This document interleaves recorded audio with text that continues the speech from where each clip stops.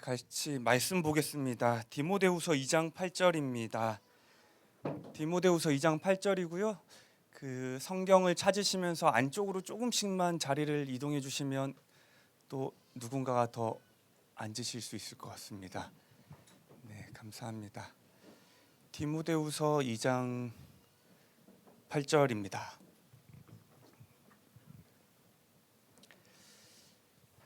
네, 찾으셨으면 한 절이니까 저희가 한 목소리로 같이 읽어보겠습니다. 2장 8절입니다. 시작.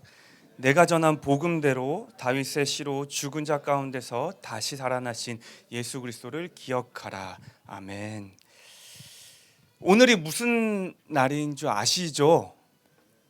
부활절입니다. 우리 옆에 계신 분들이랑 이렇게 한번 인사해 봤으면 좋겠습니다. 예수님이 죽음을 이기고 승리하셨습니다. 같이 이렇게 인사했으면 좋겠습니다. 잘해줘서 고마워요, 소희야.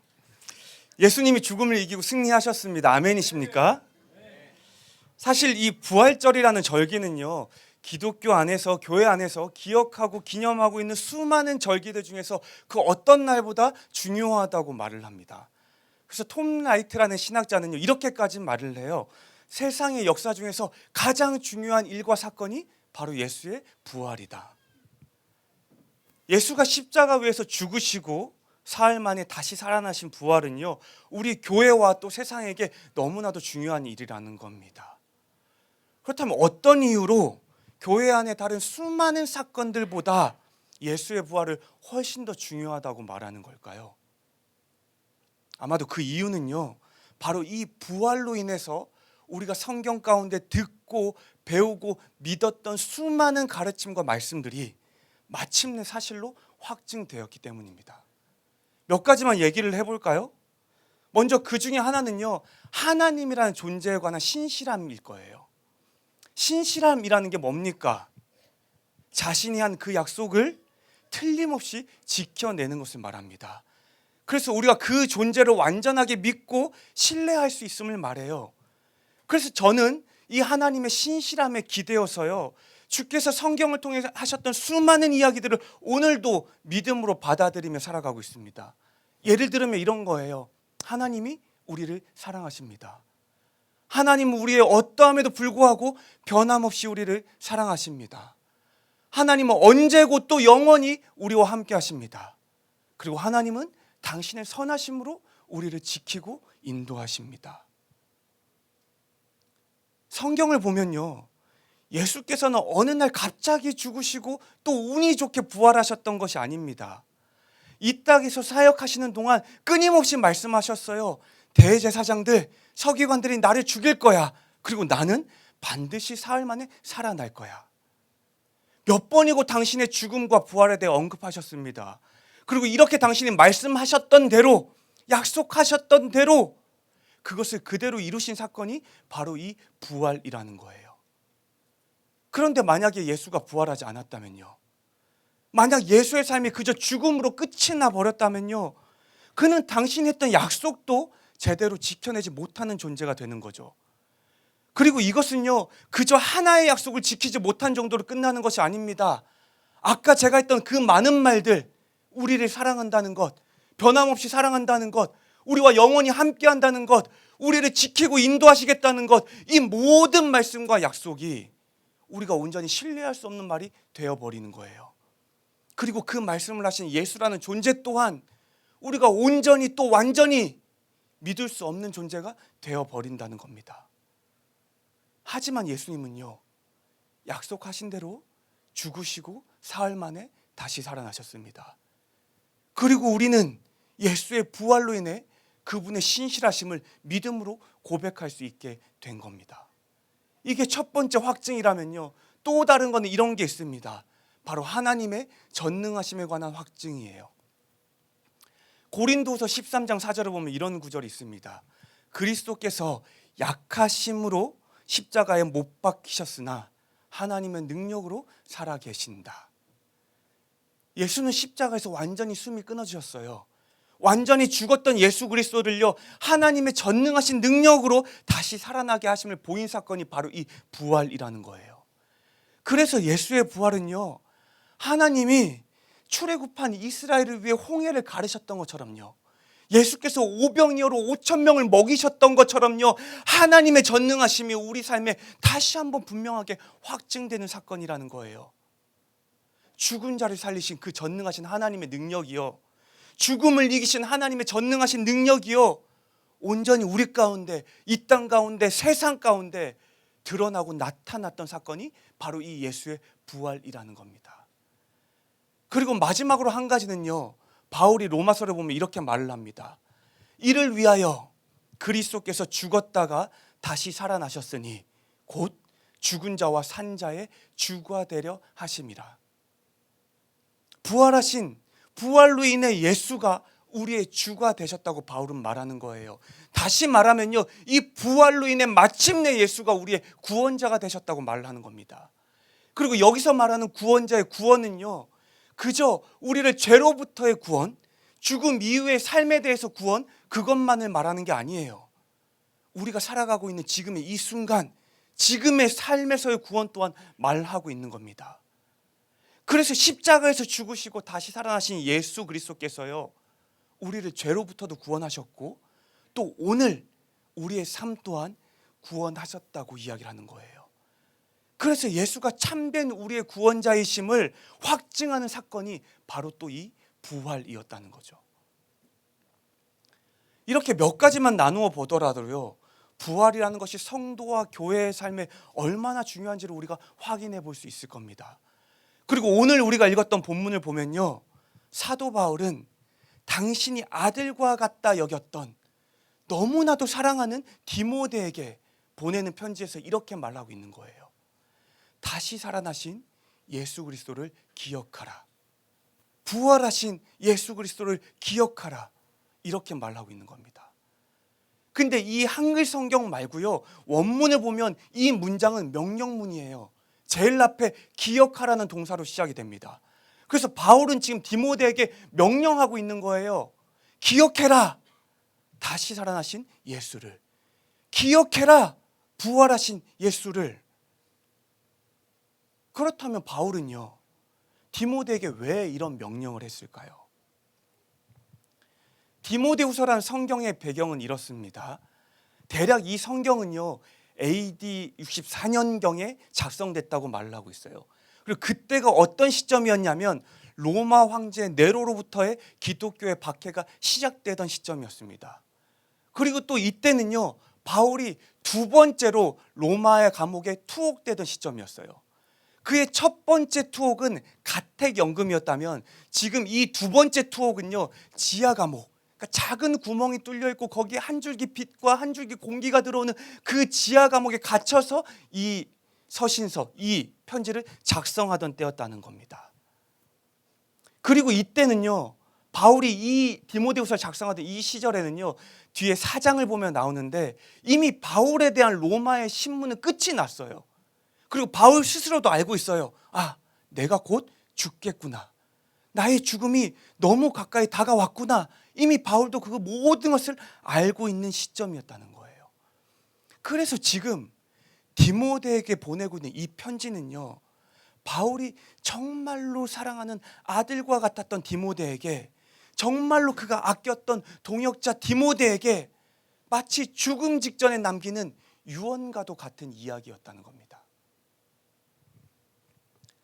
만약 여러분이 사랑하는 누군가에게 마지막으로 유언을 남긴다면요, 어떤 이야기를 하시겠습니까? 제자훈련을 하면 1학기에 성경이라는 과가 있거든요. 3과예요. 그 성경이라는 교재를 공부하다 보면 이런 질문이 있어요.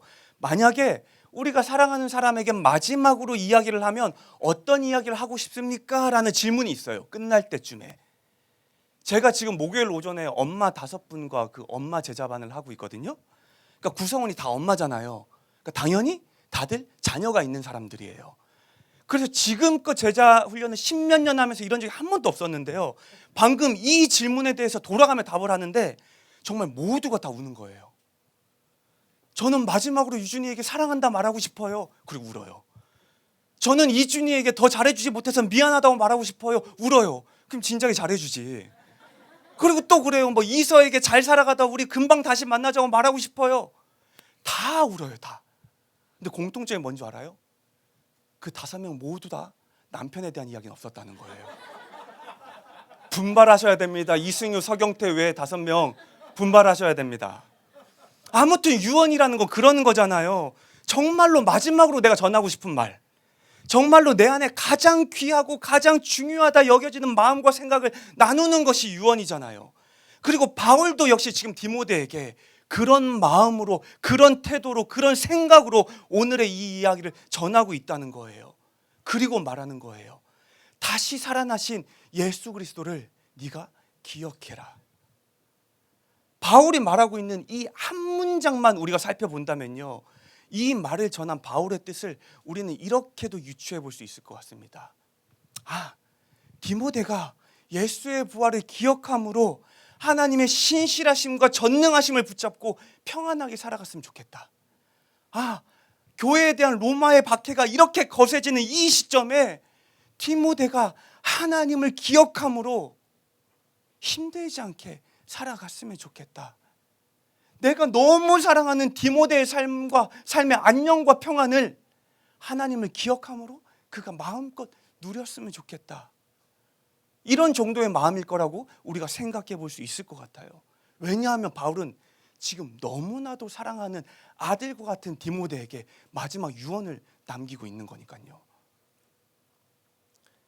근데 사실 오늘 우리가 읽었던 이 8절의 앞에 구절들을 읽어보면요, 사실 지금 바울은 전혀 다른 의미로 디모데에게 이 말을 전하고 있음을 우리는 알 수 있습니다. 2장 3절을 보면 이렇게 말을 해요. 너는 그리스도 예수의 좋은 병사로 나와 함께 고난을 받으라. 뭐라고 말합니까? 내가 너무 사랑하는 디모데야, 나에게 귀한 아들과 같은 디모데야, 너도 나와 함께, 너도 나처럼, 너도 나같이 이런 고난을 함께 받아라. 그래서 지금 바울이 디모데에게 하고 있는 이야기는요, 너는 나와 달리 편히 살았으면 좋겠어. 너는 나와 달리 고통받지 않고 살았으면 좋겠어. 너는 나와 달리 아무런 문제없는 삶을 살길 축복해. 이런 말이 아니었다는 거예요. 디모데야, 너도 지금 나처럼 고난을 받으며 살아가라. 디모데야, 너도 지금 나처럼, 오늘 나처럼 고난 가운데 살기를 내가 권면한다. 바울은 지금 이렇게 말하고 있는 겁니다. 그리고 그런 삶을 살아가기 위해서 필요한 것이 바로 오늘 우리가 읽었던 본문, 다시 살아나신 그리스도를 기억함이라는 거죠. 부활하신 예수를 기억함으로 바울이 살았던 것처럼 디모데도 그런 삶을 살아갈 수 있다, 지금 말을 하는 겁니다. 그렇다면요, 바울이 디모데에게 권면하고 있는 고난이라는 것은 무엇일까요? 바울이 말하는 고난은요, 단순히 지금 바울처럼 디모데도 감옥에 투옥되는 것을 말하고 있지는 않습니다. 단순히 지금 바울처럼 감옥에서 죽음을 기다리는 그런 삶을 말하고 있는 게 아닙니다. 3절부터 6절까지를 보면요, 바울이 생각하는 고난에 대해서 3가지 예를 들어 설명을 해주고 있어요. 첫 번째는요, 전쟁에 참여하는 병사를 예로 들어 설명하고 있습니다. 전쟁에 참여하는 병사, 군인들의 삶의 목적과 방향은 되게 분명합니다. 뭡니까? 그것이 왕이든 나라든 나를 전장으로 불러진 그 존재를 위해 싸우는 거죠. 그래서 나의 편안하고 안락한 삶을 내려놓고요, 전장에서의 훈련과 전투의 고통과 고난의 끝까지 인내함으로 싸우는 것이 병사라는 거예요. 두 번째는요, 경기에 참가하는 선수를 예를 들어 말하고 있습니다. 선수가 자신이 참가한 경기에서 마땅히 승리하고자 한다면요, 가장 중요한 것은 경기에 주어진 규칙대로 임하는 것이 필요하다는 거예요. 이따가 예배 끝나면 광고를 할 텐데요, 오랜만에 씨앗에서 풋살을 합니다. 5월 6일 오전 8시 영등포 스카이 풋살장입니다. 맞을 거예요. 혹시 저도 참석하게 된다면 저는 반드시 박사모일이 아니라 정지영이랑 한 편을 하고 싶음을 미리 말씀을 드립니다. 예를 들어보면요, 우리가 풋살을 한다고 해봐요. 풋살은 뭘로 하는 겁니까? 발로 하는 거잖아요. 근데 나는 발이 어려운 거예요. 발이 싫은 거예요. 그래서 손으로 공을 들고 뛰어서 골대 넣는다면, 그거는 맞지 않는 거지 않습니까? 마찬가지예요. 바울이 말하는 것처럼 경기에 참여한 선수라면요, 내 마음대로, 내 편의대로, 내 뜻대로 경기를 치르는 것이 아니라요, 인내함으로 정해진 규칙 아래에서 경기에 임할 때 마침내 승리의 면류관을 얻을 수 있을 거라 말하는 겁니다. 그리고 마지막으로 세 번째는요, 농사 짓는 농부를 예를 들어 말하고 있어요. 농사는 그 무엇보다 사람의 수고와 인내가 필요한 일이죠. 그래서 농부들이 마땅히 힘써 수고한 만큼, 인내함으로 애쓴 만큼 그들이 수확한 곡식들을 먼저 가져가는 게 마땅하다고 지금 바울은 말하고 있는 거예요. 그래서 이런 것들을 통해 바울이 말하고 있는 고난이라는 것은요, 이런 것들을 통해서 바울이 지금 디모데에게 전하고 있는 고난이라는 것은 이런 겁니다. 마치 우리가 주의 군사로 주를 위한 전투에 나서서 고난 가운데 인내하며 살아가는 삶이라는 거죠. 선수가 정해진 규칙들을 지켜내야만 하는 것처럼요, 우리가 삶에서 주어진 하나님의 말씀을 최선을 다해 인내하며 지켜내는 삶이라는 겁니다. 농부가 인내함으로 또 성실함으로 곡식을 기르는 것처럼요, 그렇게 우리 또한 주의 나라를 위해서 인내하고 성실함으로 살아가는 거라는 거예요. 이것이 지금 바울은 고난이라 말하고 있는 거고요. 이렇게 살아갔던 자신의 삶을 사랑하는 디모데에게도 그렇게 살아가라, 너도 나처럼 그렇게 살아가라, 그렇게 권면하고 있는 겁니다. 그리고 디모데가 그런 삶을 살아가기 위해 반드시 필요한 것이 다시 살아나신 예수를 기억하는 것, 부활하신 예수를 기억하는 것이라 바울은 말하고 있는 겁니다. 십자가에서 죽으신 예수가 약속하신 대로 사흘 만에 부활하심으로 하나님의 전능하심과 신실하심, 그리고 우리의 삶의 구원자이심을 확증하셨던 이 사건을 기억함으로요, 인내함으로 주를 위해 살아가는 삶, 인내함으로 주의 말씀을 지키기 위해 살아가는 삶, 인내함으로 주의 나라를 위해 살아가는 삶, 이것이 바로 바울이 말하는, 이것이 바로 자신이 사랑하는 디모데에게 권했던 고난이었다는 겁니다. 그리고 이 삶을 살아갈 수 있는 유일한 힘과 능력이 바로 부활하신, 다시 살아나신 그 예수님을 기억하는 거라는 거죠. 오늘 성경에서 말하고 있는 바울의 이 권면은요, 비단 디모데만을 향한 권면은 아닐 거라 생각합니다. 바로 지금 이곳에 모여 있는 우리에게도 동일하게 전하고 있는 말이겠죠. 오늘 부활주일로 예수 그리스도의 부활을 기억하고 기념하고 있는 우리에게도 동일하게 전해지고 있는 말일 겁니다.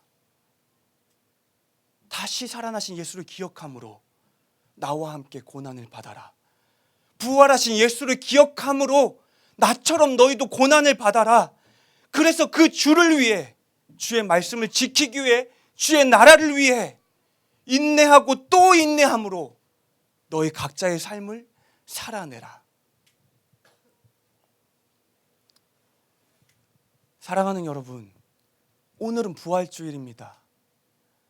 예수 그리스도께서요, 우리의 죄 때문에 십자가에 죽으셨고요, 그가 약속하신 대로, 그가 말씀하신 대로 사흘 만에 죽음에서 다시 살아나신 그 부활을 기억하고 기념하기 위한 게 오늘입니다.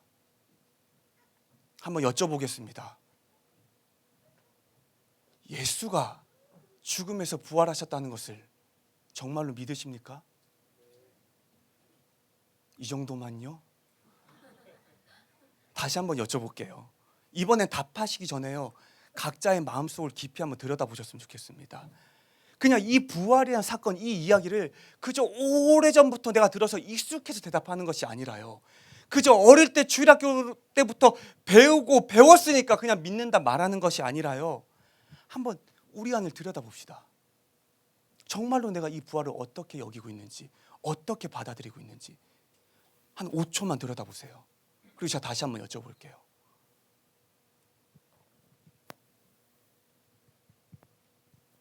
다시 한번 여쭤보겠습니다. 예수 그리스도가 약속하신 대로, 말씀하신 대로 죽으셨고 다시 부활하심을 여러분은 믿으십니까?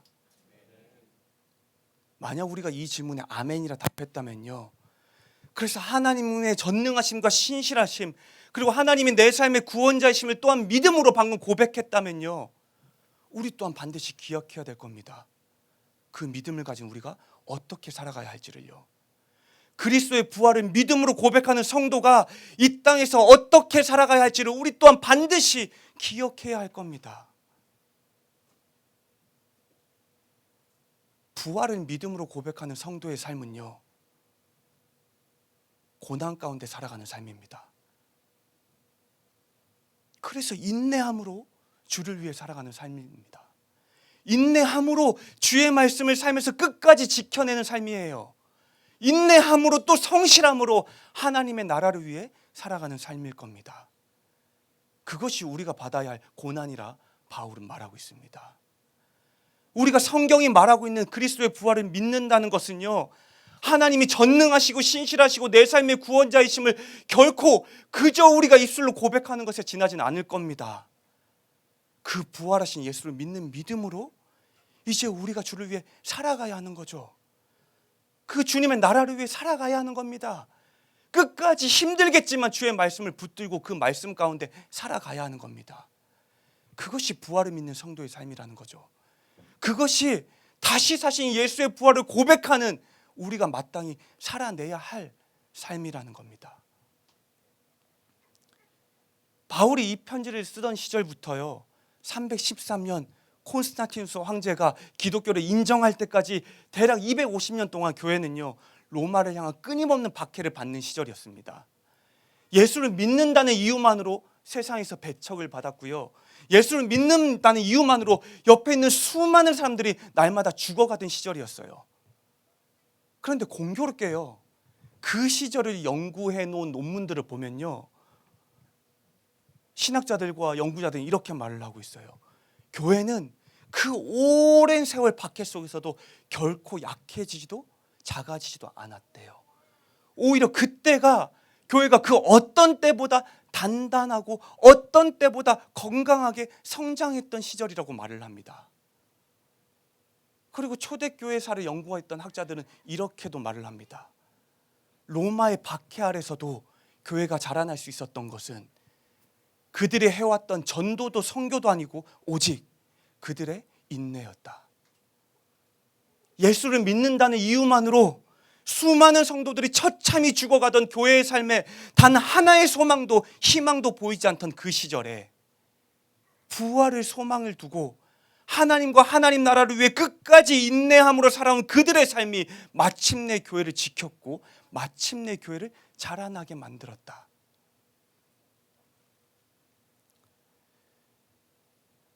(2025년) 오늘을 살아가는 우리는요, 요즘 자주 이런 이야기를 듣기도 하고 또 자주 우리도 말하기도 하는 것 같습니다. 이런 말이죠.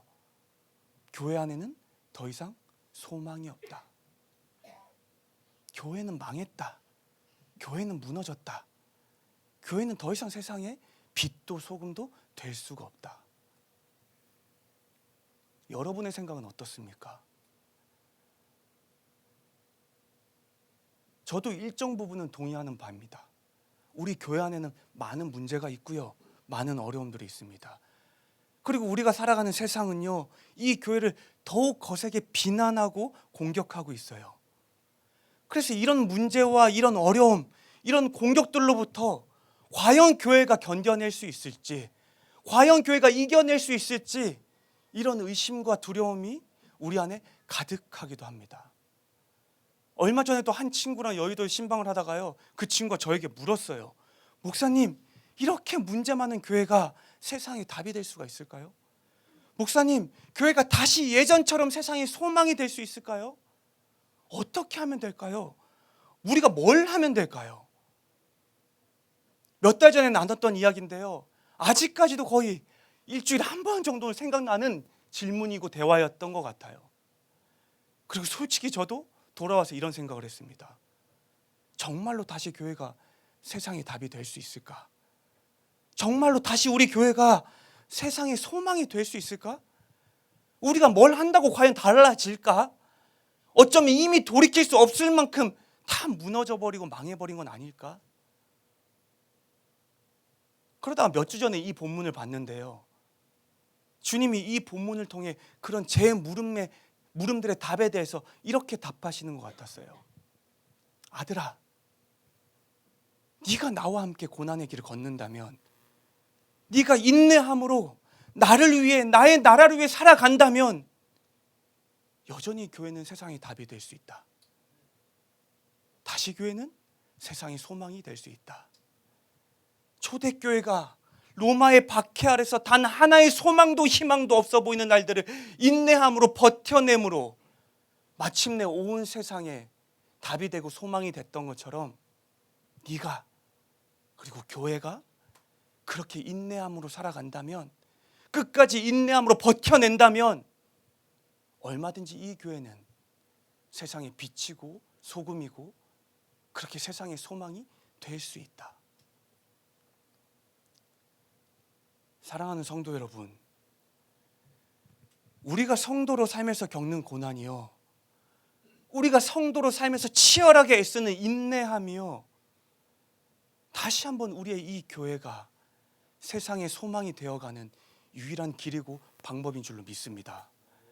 다시 살아나신 예수 그리스도를 기억함으로요, 부활하신 예수를 기억함으로요, 그렇게 인내하고 또 인내하며 살아가는 우리의 삶이요, 다시 한번 우리의 교회를 교회답게 세워나갈 줄로 믿습니다. 마지막으로 다시 한 번만 여쭤보겠습니다. 여러분은 예수 그리스도의 부활을 정말로 믿으십니까? 그렇다면요, 부활을 통해 우리 삶에 확증된 전능하신 하나님을요, 신실하신 하나님을요, 내 삶을 구원하시는 그 하나님을요, 다시 한번 내 삶의 분명한 소망으로 품고요, 바울이 오늘 말했던 것처럼요, 인내함으로 내가 아닌 하나님을 위해 살아가는 삶, 인내함으로 하나님의 나라를 위해 끝까지 성실하게 살아가는 삶, 인내함으로 끊임없는 유혹과 어려움이 있겠지만 하나님의 말씀을 지키기 위해 살아가는 삶, 그런 삶으로 우리 또한 이 고난의 길을 함께 걸어갈 수 있기를 진심으로 축복합니다. 그리고 그런 우리의 삶이 다시 한번 교회가 세상의 소망이 되는 크고 작은 시작점들이 될 수 있기를 진심으로 축복합니다. 우리 같이 찬양하고 또 기도하겠습니다.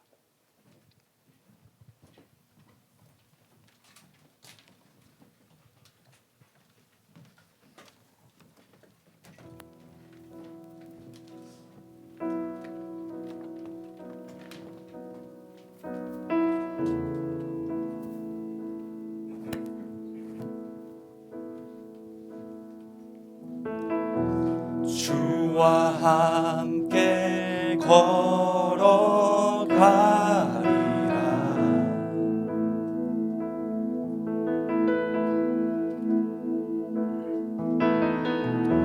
주와 함께 걸어가리라.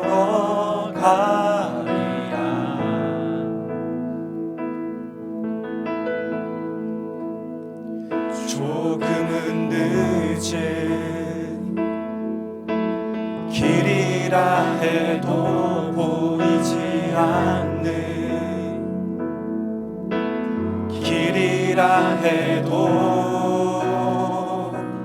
이 길의 끝에 주 면류관 있네. 이 길의 끝에 주 안아주리라. 이 길의 끝에 기억하리라. 주와 함께한 아름다운 날들이. 다시 한번 찬양하겠습니다.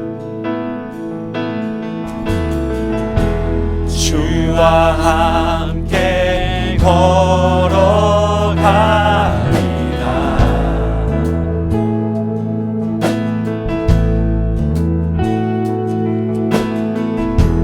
주와 함께 걸어가리라.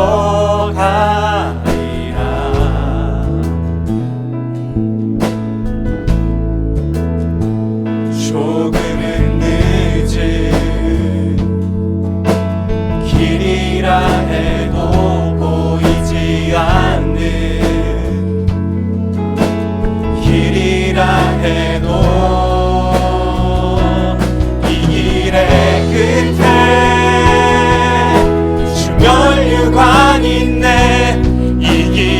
길의 끝에 주 안아주리라.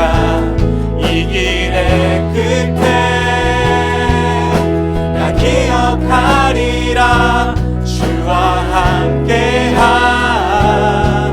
아름다운 날들을 이 길의 끝에 주 면류관 있네. 이 길의 끝에 주 안아주리라. 이 길의 끝에 나 기억하리라. 주와 함께한 아름다운 날들을.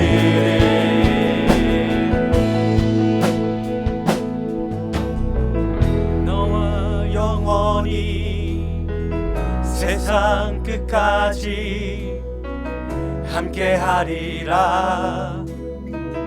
함께하리라. 너와 영원히 세상 끝까지 함께하리라. 함께하리라.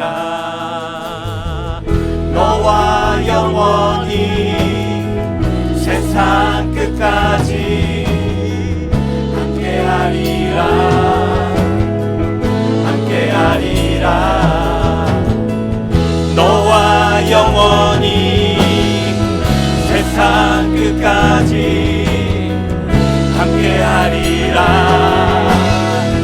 함께하리라. 너와 영원히 세상 끝까지 함께하리라. 함께하리라. 너와 영원히 세상 끝까지 함께하리라. 이 길의 끝에 주 면류관 있네. 이 길의 끝에 주 안아주리라. 이 길의 끝에 나 기억하리라. 주와 함께한 아름다운 날들을. 이 길의 끝에 주 면류관 있네. 이 길의 끝에 주 안아주리라. 이 길의 끝에 나 기억하리라. 주와 함께한 아름다운 날들을. 이 길의 끝에 주 면류관 있네. 이 길의 끝에 주 안아주리라. 이 길의 끝에 나 기억하리라. 주와 함께한 아름다운 날들을.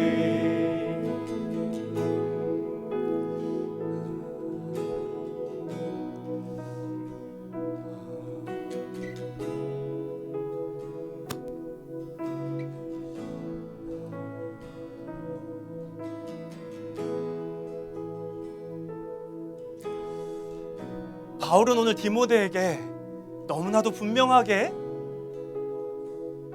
권면하고 있습니다. 명령하고 있습니다.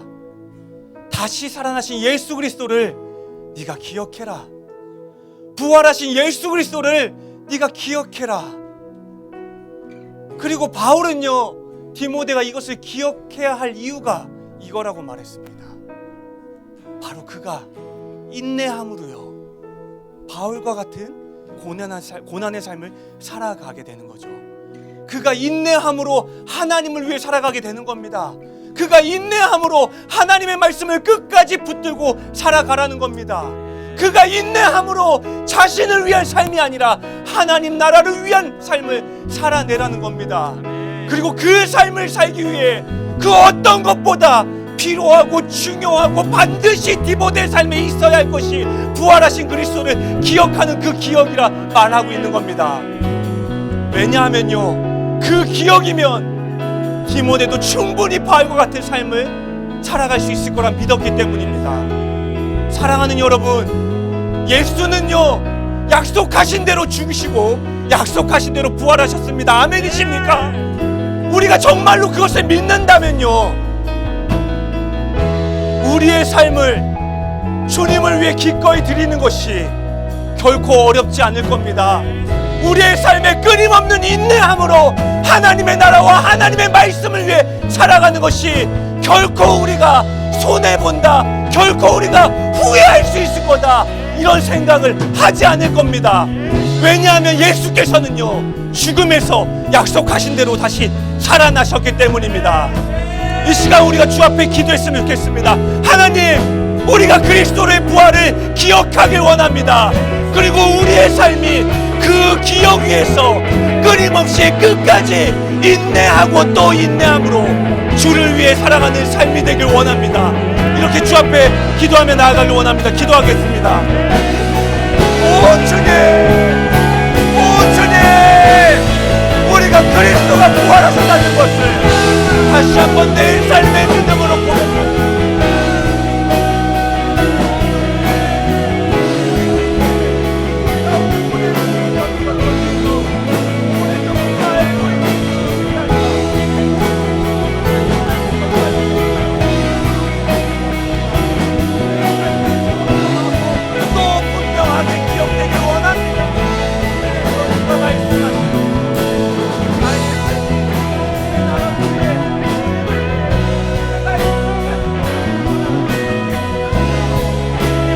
인내하게 하여 주십시오.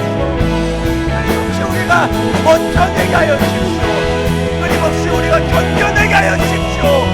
우리를 찾아오는 수많은 유혹과 수많은 공격과 수많은 어려움과 괴로움 앞에서 그리스도의 부활을 기억함으로 끝까지 인내하고 또 인내하는 것이 우리의 삶이 되게 하여 주십시오. 오 주님, 우리가 그런 삶을 살아가게 하여 주십시오.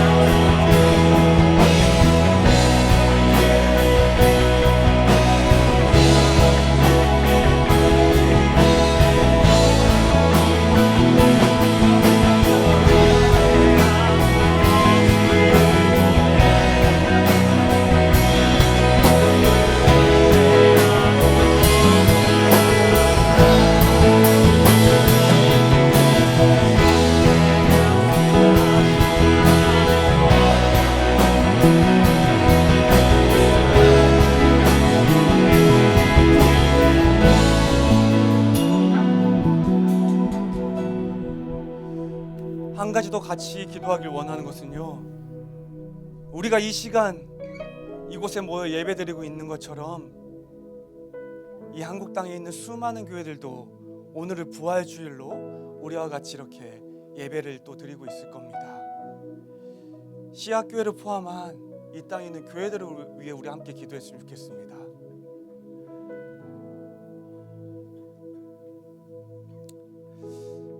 하나님, 이 교회가, 이 수많은 교회들이 여전히 밤에 거리에 나서면 보이는 수많은 십자가, 그 교회들이 다시 한번 이 땅에 소망이 되길 원합니다. 그래서 주님, 오늘 부활절을 맞아 우리가 드리는 이 예배 가운데 주님이 함께 하셔서 모든 교회가 다시금 다른 어떤 것이 아니라 이 부활을 기억함으로 우리가 인내하고 또 인내하겠노라. 우리가 하나님을 위해, 하나님 나라를 위해, 우리가 말씀 위에서 끝까지 인내함으로 버텨내고 견뎌내겠노라.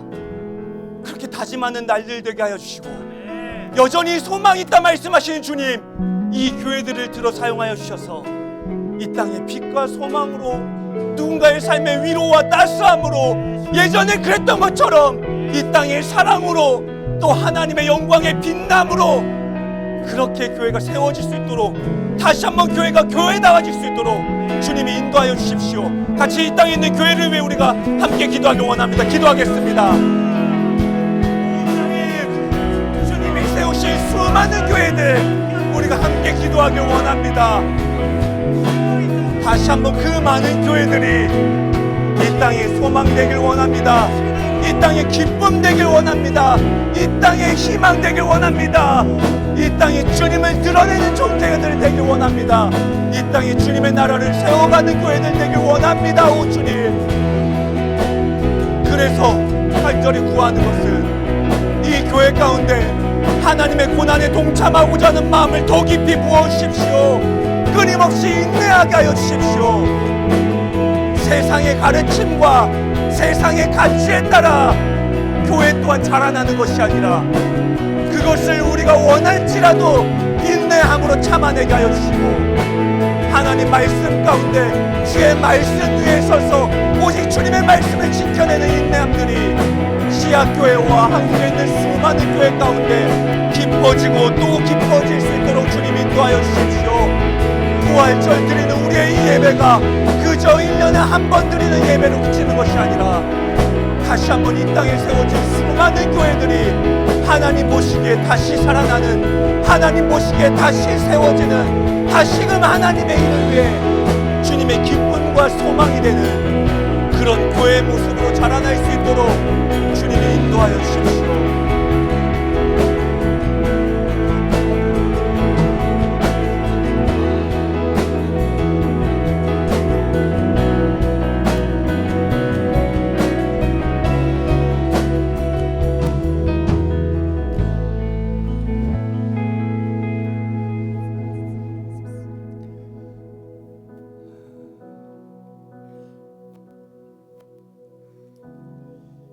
약속하신 대로 말씀하셨던 것처럼 십자가 위에서 죽으시고 사흘 만에 다시 살아나신 예수 그리스도를 우리가 다시 한번 믿음으로 고백합니다. 주님, 지금 우리의 이 입술의 고백이 그저 우리가 뱉었던 말로 삶에서 휘발되어 버리는 것이 아니라 우리의 마음과 생각과 삶의 곳곳 가운데 깊이 새겨지게 하여 주셔서 우리가 부활을 먼저는 기쁨과 감사함으로 받아들이게 하여 주시고, 그리고 또한 이 부활을 우리가 삶에 지켜내야 할 책임과 의무로 기억하게 하여 주셔서 바울이 디모데에게 말했던 것처럼 부활을 경험하고 부활을 기억하는 우리가 마땅히 주를 위해 고난받는 삶을 택하는 우리들 되게 하여 주십시오. 그래서 각자의 삶에서 각자의 자리에서 하나님의 말씀을 가지고 하나님의 나라를 위해 끊임없이 인내하는 우리의 삶 되게 하여 주시고, 그런 우리의 크고 작은 삶의 모습과 결정들이 우리를 보내신 자리 곳곳에서 하나님을 전하고 하나님을 빛내고 다시 한번 하나님과 교회가 이 땅의 소망됨을 전하고 또 전하는 여기 있는 우리 모두의 삶 될 수 있도록 주님 인도하여 주십시오. 감사드립니다. 주님, 이 모든 말씀 살아계신 예수님 이름으로 기도드렸습니다.